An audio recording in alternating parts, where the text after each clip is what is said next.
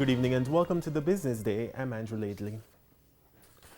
370 workers at the Appleton Estate Sugar Factory in St. Elizabeth will be out of a job soon following announcements to close the factory.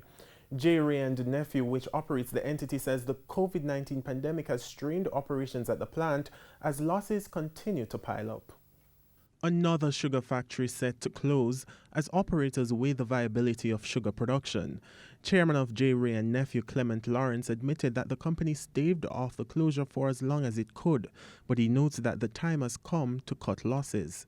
The continued losses from engaging in the production of sugar has forced us to close the factory operations in St. Elizabeth, and this final date is to be determined.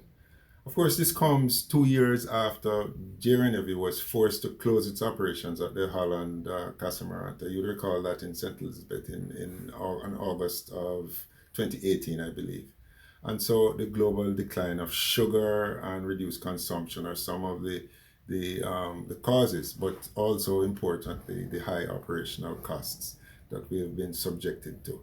He says the St. Elizabeth factory operation demands immediate action, pointing out that the sugar factory has been bleeding the company of millions of dollars every year. Our annual losses actually are a staggering $12 million per year. That is 1.8 billion Jamaican dollars.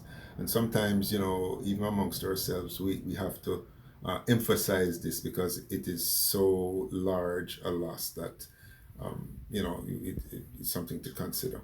At the same time, he noted that the factory had been operating well below its capacity. The plant has a capacity of 50,000 tons.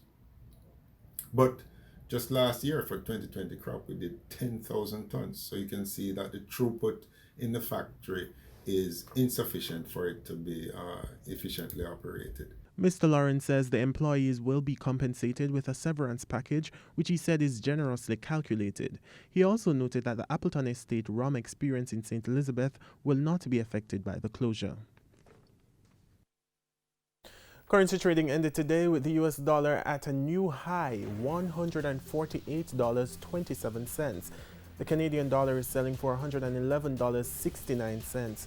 The pound sterling is going for $193.49, while the euro sells for $176.19. Grace Kennedy Group recorded revenues of $56.5 billion for its second quarter. That's an increase of $5 billion compared to the same period last year. There was a 34.3% increase in net profit. To the stock market now, the JC index lost 1,985 points today, while the junior market index was unchanged. Among the winners were JMMB Group 5.50% preference shares, JetCon Corporation, Express Catering, Epley Caribbean Property Fund, and Trans-Jamaican Highway. Now on the losing side were Palace Amusement, Caribbean Flavors and Fragrances, Sagicor Real Estate X Fund, Cargo Handlers, and JMMB Group 7.50%. And that's the Business Day. I'm Andrew Laidley. Good evening.